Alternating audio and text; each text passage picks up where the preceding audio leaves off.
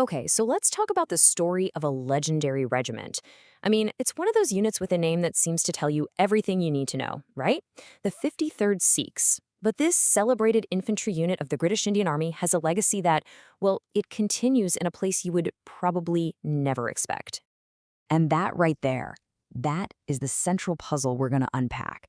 How on earth does a regiment, with Sikh literally in its name, a unit that was majority Sikh for a huge chunk of its history, end up as a decorated battalion in the modern Pakistan Army? Well, the answer takes us on a journey through 100 years of conflict, empire, and the complete redrawing of the world map. To get this, we've got to go way back. Our story kicks off in the mid-19th century on the super rugged and volatile northwestern frontier of British India.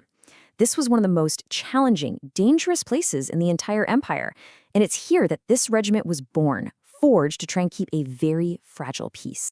So, by 1851, the regiment joins the legendary Punjab Irregular Force, and pretty soon, they pick up the nickname the Piffers.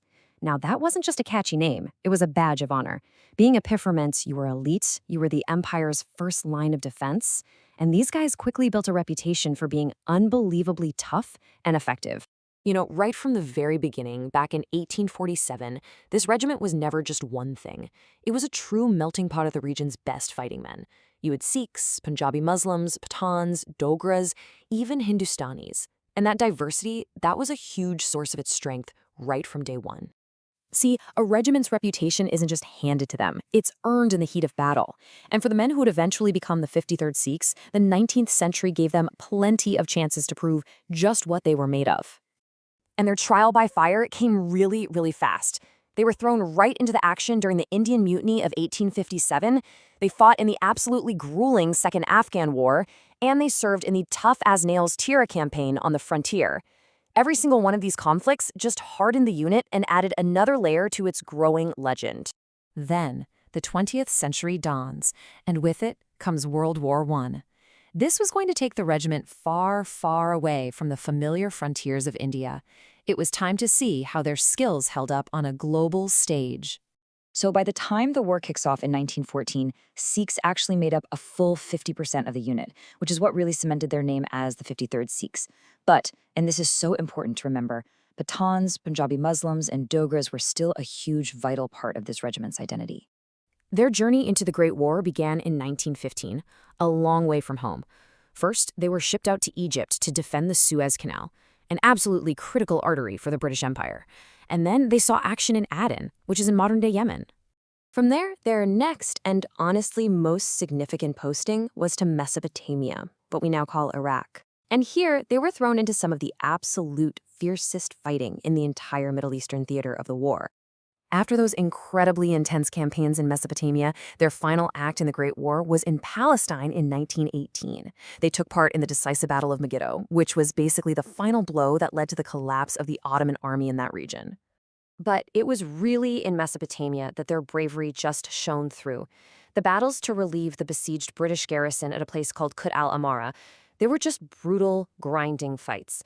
And as one account from the time notes, the 53rd Sikhs fought with great gallantry, distinguishing themselves over and over again.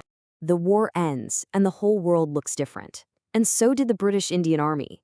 A whole series of reforms, plus a world-changing political event, would set this regiment on a path that absolutely no one could have predicted. So the first big change hits in 1922. As part of a massive army-wide reorganization, the 53rd Sikhs were grouped together with other famous Piffer regiments. They formed the new 12th Frontier Force Regiment, and the 53rd officially became its 3rd Battalion. And then came the historical earthquake of 1947, the Partition of India. When the British Indian Army's assets were divided up, the parent regiments were assigned based on where they traditionally recruited their soldiers. The Frontier Force Regiment, being rooted in the Punjab and the frontier provinces, was allocated to the brand new nation of Pakistan. I mean, what an incredible journey, right? You start as the 3rd Sikh Local Infantry in 1847, and a century later, you're the 5th Battalion of Pakistan's Frontier Force Regiment. The names kept changing, the flag at the top of the pole changed, but that lineage, that unbroken thread we talked about, it remained. So the big question is, what happened to this historic unit after 1947? Well, far from just fading into the history books, its martial spirit and its tradition of service just kept right on going, just under a different banner. And the continuity it's remarkable.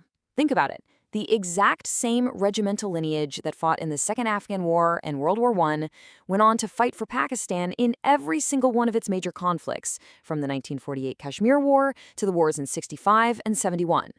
The tradition of service was totally seamless. And they didn't just serve, they served with incredible distinction. In its service to Pakistan, the battalion has earned a total of 9 major gallantry awards. We're talking 5 Satara Ejurats and 4 Tamga Ejurats, which are Pakistan's highest honors for bravery. So yeah, that legacy of valor clearly continued. And that leaves us with this final question to think about. The story of the 53rd Sikhs really forces us to think about what identity even means. Is a regiment defined by its name or its makeup at one specific point in time? Or is it defined by that continuous thread of service, honor, and bravery that runs right through its history, no matter what flag is flying overhead? It's a powerful reminder that history is almost never as simple as it looks.